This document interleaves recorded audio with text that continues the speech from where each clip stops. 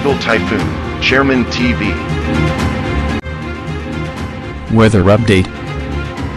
Helping homeless people. Please subscribe.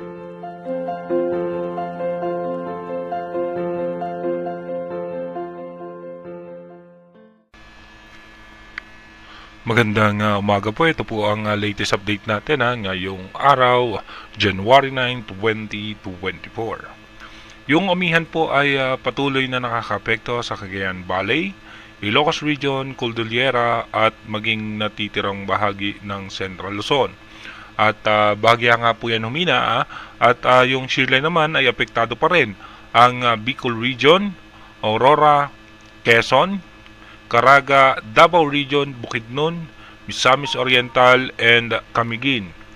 Asahan po natin, meron tayo dyan mga pag-ulan na posibleng maranasan. Yung easterlies naman ay apektado po niyan ang Metro Manila at natitirang bahagi ng ating bansa. Kaya asahan po natin dyan yung mga isolated rain shower o yung mga mahihina at katamtamang pag-ulan lamang ngayong araw. At tayo naman sa ating advanced weather forecast ng European Center from January 9 hanggang January 18, wala pa rin po tayong posibleng bagyo na nakikita na mabubuo dito sa loob at labas ng ating Philippine Area of Responsibility. Dumako muna tayo sa ating rain map animation kung saan yung mga lugar na makakaranas ng mga posibleng pag-ulan. Dito nga po, mamayang alas 10 ng umaga, asahan natin may mga tsansa ng pag-ulan sa Polillo Island, dito po sa eastern section ng Visayas, dito po sa may Mindanao at maging dito po sa may Palawan ay meron tayong tsansa ng mga isolated rain shower. Pagdating naman po ng alas 3 ng hapon mamaya, mananatiling maayos at magandang lagay ng ating panahon maliban lamang sa may parte ng Bicol Region at ng ilang bahagi ng Visayas na may mga isolated rain shower. Maging dito nga po sa may parte ng Mindanao, meron tayong mga tsansa na mahina at katamtamang pagulan hanggang sa parte ng Palawan. Pagdating naman po ng alas 6 ng gabi mamaya, mananatiling maayos at magandang lagay ng panahon at asahan na lamang po natin yung mga isolated rain shower. At pagdating naman po ng alas 10 ng gabi, magiging maayos at maganda na po ang lagay ng ating panahon.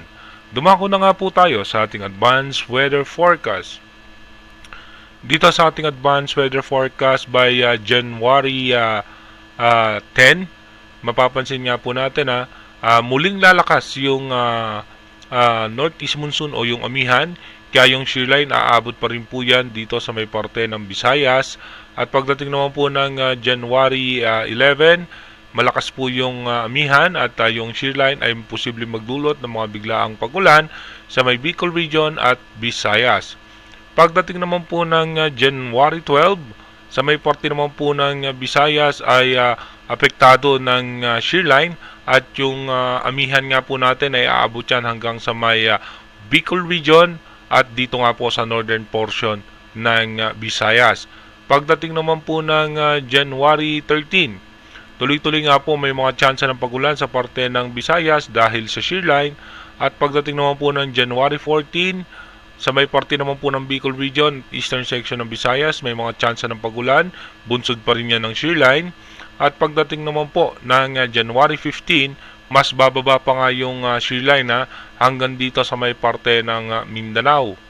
By January 16, Mindanao naman po ang makakaranas ng pagulan dahil nga po dito sa may shearline, dahil yung amihan natin ay lalakas po yan, sasabayan pa yan ng high pressure area. Pagdating naman ng January 17, maulan po sa may parte ng Visayas at ng Mindanao. At pagdating ng January 18, maulan din po ang parte pa rin ng Mindanao, Palawan at ilang bahagi ng Visayas. Lalo po yan pagsapit ng gabi. At napapansin nyo naman po, wala tayong minomonitor na anong mga posibleng bagyo na makakaapekto ngayon sa ating bansa. Pero inuulit ko po, yung ating advanced weather forecast is possible scenario pa lamang po yan. Malaki pa rin po ang tsansa na magbago yan. Kaya manatili tayo tumutok sa ating advanced weather forecast para malaman natin yung mga posibleng sama pa ng panahon na makakaapekto sa ating bansa. Mag-iingat po tayo palagi. God bless po sa ating lahat.